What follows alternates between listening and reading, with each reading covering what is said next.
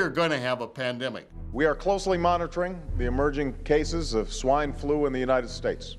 We cannot forecast what will happen in the future. And this is obviously a cause for concern and requires a heightened state of alert.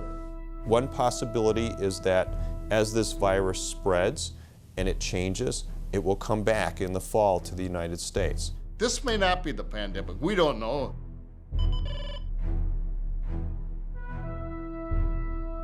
Scientists can't even tell you, and I can't tell you as a former Secretary of Health, that this is going to be a pandemic this year during the flu season. But I can tell you we are going to have a pandemic because we've had 10 in the last 300 years. And we had 3 the last 100 years, 1918, which was also the most severe flu pandemic ever hit in the world. Over 50 million people, and that's a conservative estimate, died.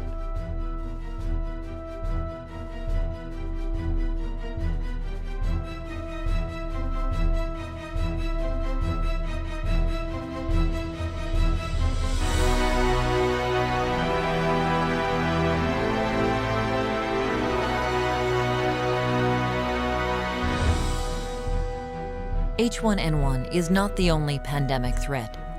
Bird flu, or H5N1, has killed 60% of those infected, and a pandemic may be right around the corner.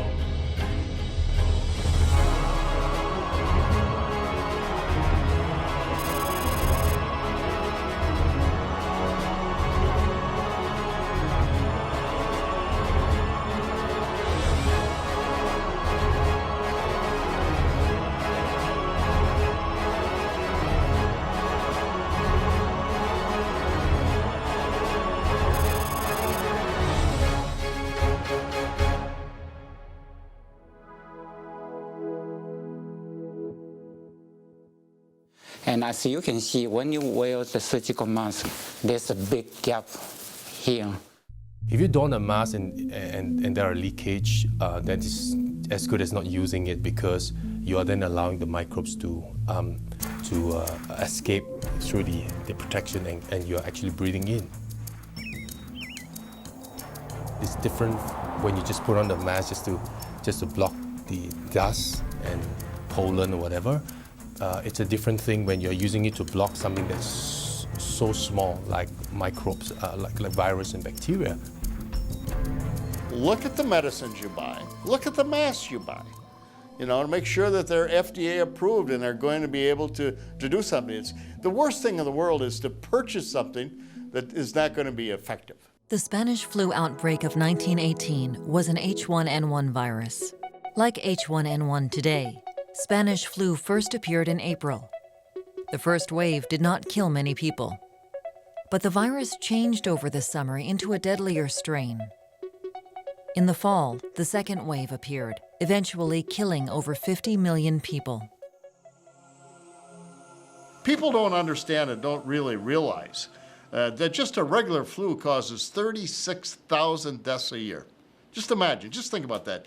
Just analyze that. 36,000 Americans this year are going to die from the flu. How many of those deaths could be prevented if that individual had been prepared? A normal time and tell people to buy a mask, stock up some just to protect. It's kind of like it goes in here and goes out there. It doesn't happen. Time reported in May that the Department of Health and Human Services says the nation would need more than 30 billion masks and respirators to protect all Americans adequately in the event of a serious epidemic. That's about 100 per person. But the Centers for Disease Control and Prevention Strategic National Stockpile currently contains only 119 million masks, 39 million surgical, and 80 million respirator. That's less than 1% of the goal health officials set in 2007, following the devastation of Hurricane Katrina. which highlighted the country's shortages of vital medical gear. In a pandemic, manufacturers could not handle demand. So who would get priority in a pandemic? When there's really an outbreak, honestly, our priority is to the government.